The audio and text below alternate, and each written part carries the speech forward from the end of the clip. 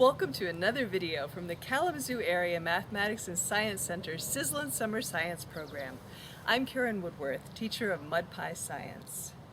Today we're going to do a simple experiment that will let you see the different parts of your soil, the dirt in your yard. You'll need a jar with a tight-fitting lid, a trowel or small shovel, some water, a timer, I'm using a clock with a second hand, a ruler, paper and pen or pencil, and of course, some dirt. Be sure to ask for permission before you dig up any dirt. There are three main parts of soil: sand, silt, and clay.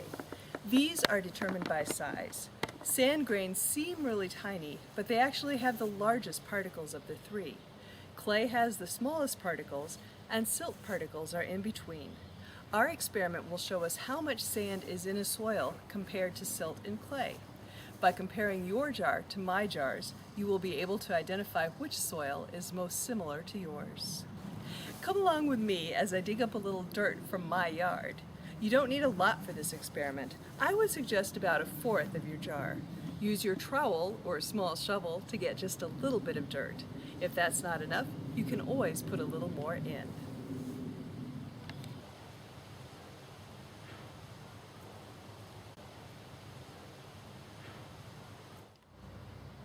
I have jars with several kinds of dirt here. You only need one jar of dirt for this experiment, but you can have more jars if you have the chance to dig up more than one kind of dirt. If you do have more than one kind of dirt, label the jars so you know where the dirt came from. You could put masking tape on the jar like these have and write on it, or you can just stick a post-it note onto your jar, which is what I'm going to do.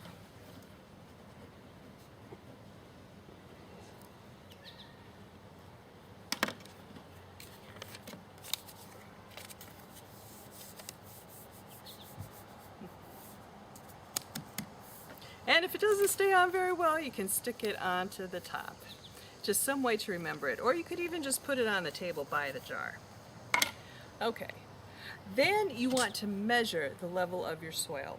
So make sure your ruler starts at the bottom.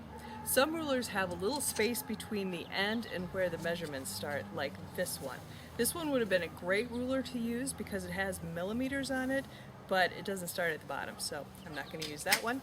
I'm going to use this one, which will give me both inches and centimeters, but not millimeters. Okay, so measuring my dirt.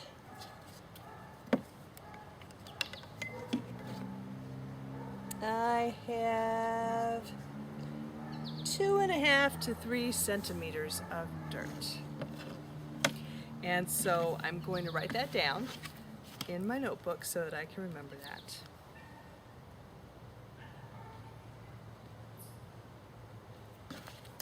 All right, now we're ready to add water. You want to add enough water so that the jar is between 2/3 and 3/4 full. If you put the water in a pitcher like I have, or in a measuring cup, you can control the amount a little bit better than if you put the water in directly from the sink faucet. So 2/3 to 3/4 of the jar, about like that. Okay, now we're going to put the lid on the jar. Make sure it's on tight so the water stays in the jar. And I'm going to shake this jar for 2 minutes using the second hand on my clock to time myself.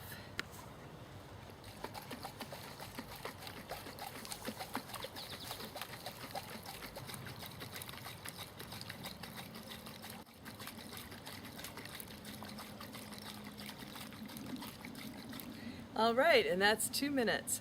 Now we're going to let the jar settle for 2 minutes.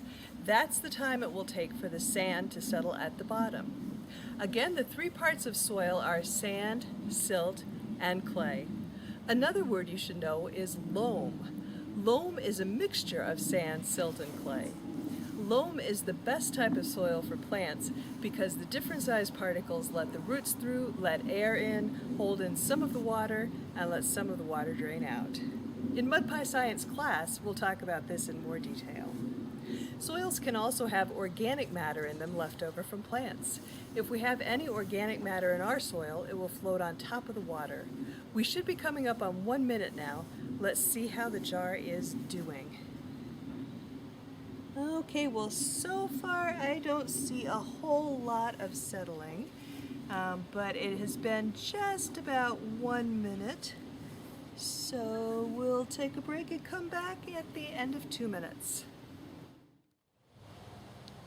Okay, it's been 2 minutes. I'm going to measure the part that's settled at the bottom. You should be able to see that we have some dark stuff at the bottom, and then we have the lighter stuff floating on top. So I've got 3 centimeters as my bottom layer here, and then 3.5 centimeters on top of that.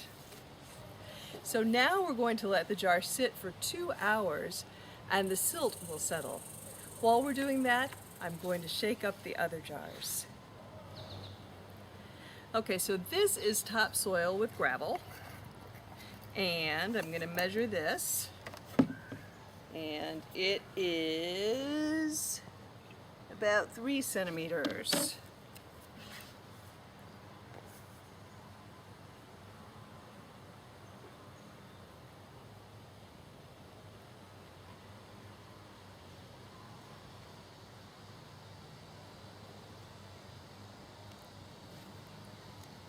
Okay, and this one is rocks.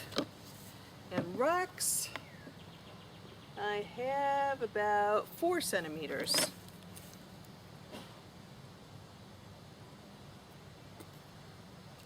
So we take their lids off.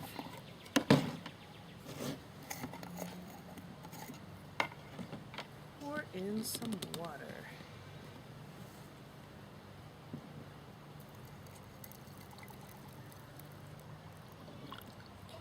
Remember, you want between 2/3 and 3/4 of the jar.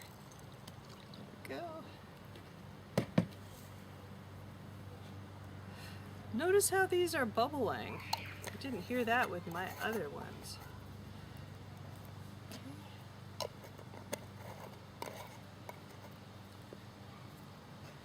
And I'm going to shake these for 2 minutes.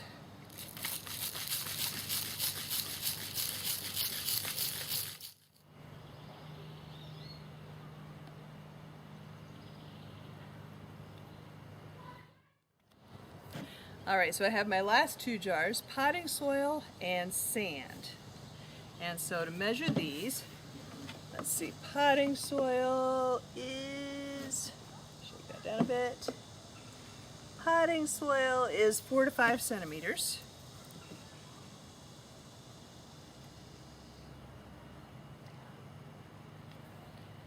And the sand is about 2 centimeters.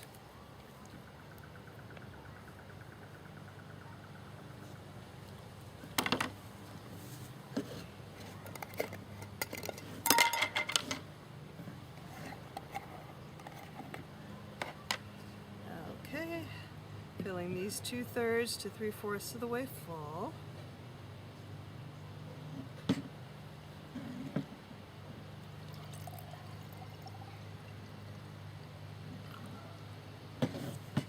Now, isn't this interesting? Look how the potting soil is actually floating on top of the water. Can you see that? So time to screw the lids back on tightly so it doesn't leak.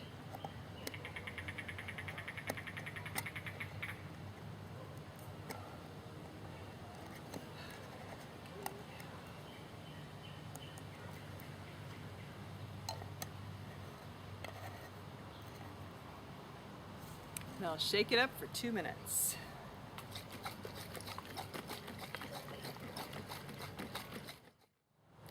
Okay, so it's been 2 minutes that we let it settle, so let's take a look. Well, I can see a clear layer of sand in this one, and it looks to be between 2 to 2.5 centimeters, with the other 4.5 to 5 centimeters just being the water.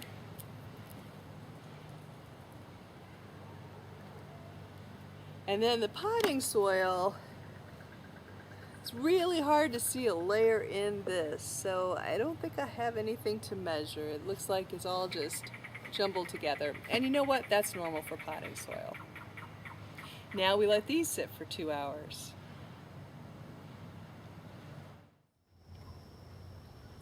So what do these jars look like after 2 hours? Well, let's take a look at the result. Alright, so I started off with this one, which was dirt from my yard.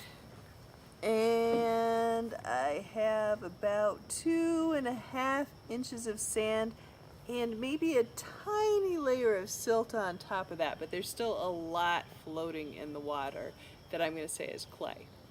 Alright, this jar is the topsoil with gravel, and in this one we definitely have a separated layer of silt on top of the layer of sand. It's pretty dark in color, so I don't know how much you'll be able to see it, but I would say that that's at least 1/2 centimeter and possibly a whole centimeter. Same thing on this one, which was the rocks. I can see a little bit of separation there. So we've got about 1/2 centimeter of silt maybe. Now this one of course is just sand, so you wouldn't expect it to be too much different.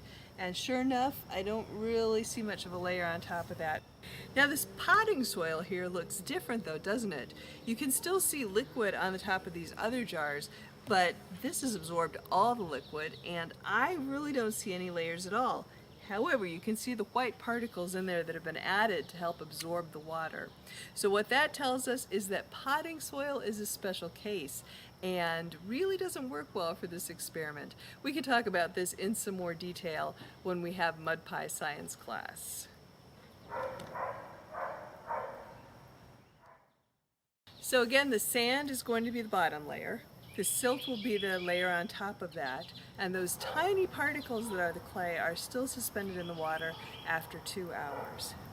So at home, you can look at your jar again a day later, look 2 days later, see if it's changing at all, and make your own measurements. Which layer is bigger in each jar, or which layer is bigger in your jar, and which of these jars does your jar look like the most? This experiment should have given you a good idea of what type of soil you used. You should also know the terms sand, silt, clay, and loam. I hope you've enjoyed this Mudpie science experiment.